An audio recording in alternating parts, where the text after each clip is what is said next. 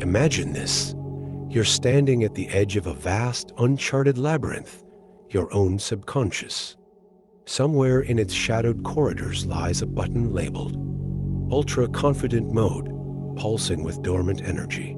You felt its presence in fleeting moments, when you spoke without fear, acted without doubt, or stood unshaken in the face of chaos. But now, the labyrinth mocks you. Why can't you find it? Why does it vanish when you reach for it?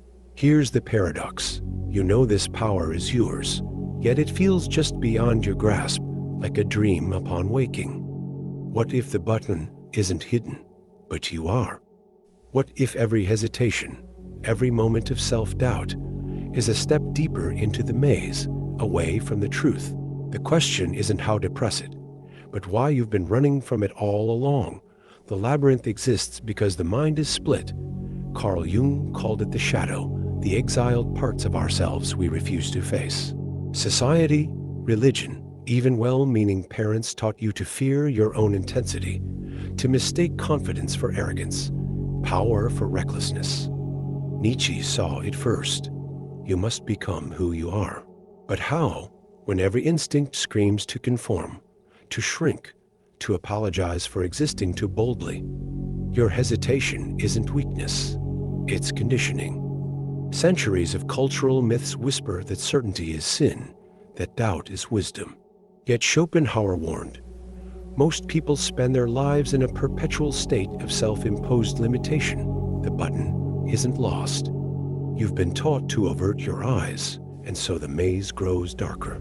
Every suppressed instinct, every stifled no, every time you swallowed your truth, another twist, another dead end. But the exit was never the goal. The real question is, who built the walls? Silently, this self-betrayal rewires you. Cognitive dissonance numbs the pain. You call it being realistic, but it's surrender.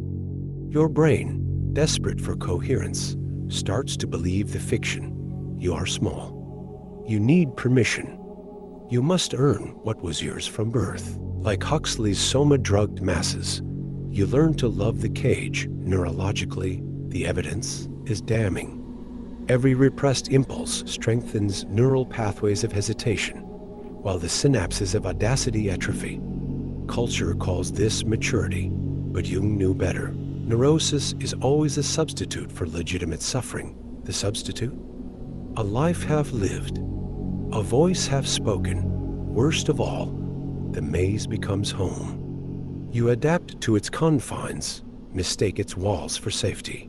But deep in your bones, the truth echoes. You were never meant to live like this. The cost? A world deprived of what only you could have been. The way out is not forward, but through. Through the shame of wanting more.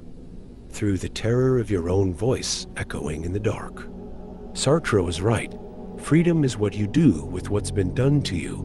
Pressing the button begins with a refusal to let borrowed fears write the rest of your story.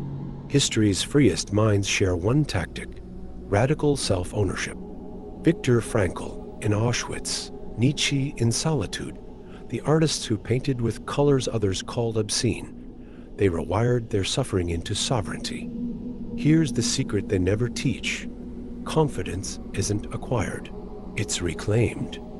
Every time you choose the uncomfortable truth over the comfortable lie, a corridor of the maze collapses. Start with this inversion. Stop asking, "Am I allowed?" And begin declaring, "This is me." The button was never hidden. You've been standing on it the whole time. Here is the revelation that changes everything. The button was never real, not as a physical mechanism, not as some hidden switch, because you are the mechanism. The labyrinth, the hesitation, the phantom limits, all of it was a myth you agreed to live inside. Jung's genius was recognizing that the unconscious wants to be made conscious.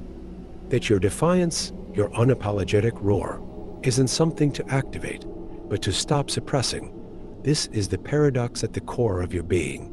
You've spent a lifetime searching for permission that only you can grant. The moment you stop waiting for the world to anoint you, When you finally understand that confidence isn't a state to achieve, but a shadow to reintegrate, the maze dissolves. And what remains?